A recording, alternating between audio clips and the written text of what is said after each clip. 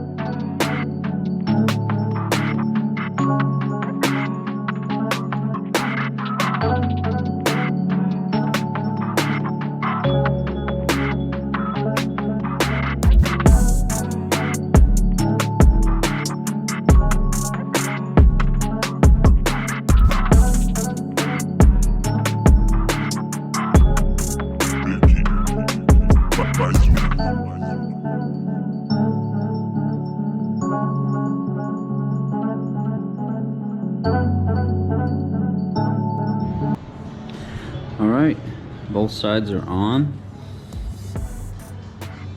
Everything's torqued down.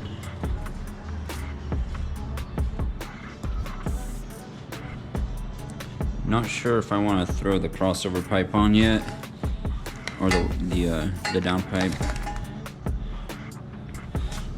We'll see here in a second if I want to do that or not. Might want to just leave it out of the way for now.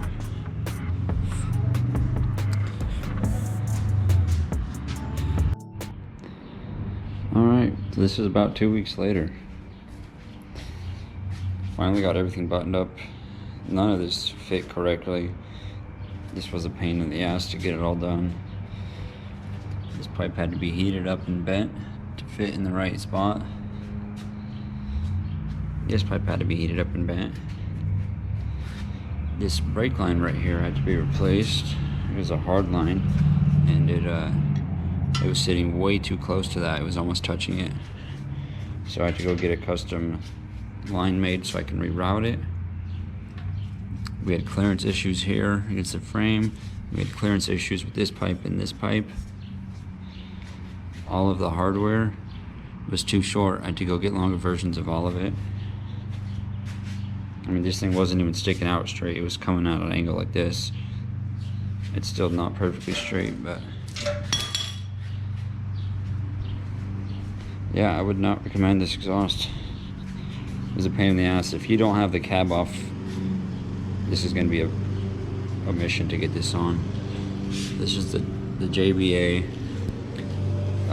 Yeah, I'm not a fan. It looks really cool, but man, it was too much of a pain in the ass.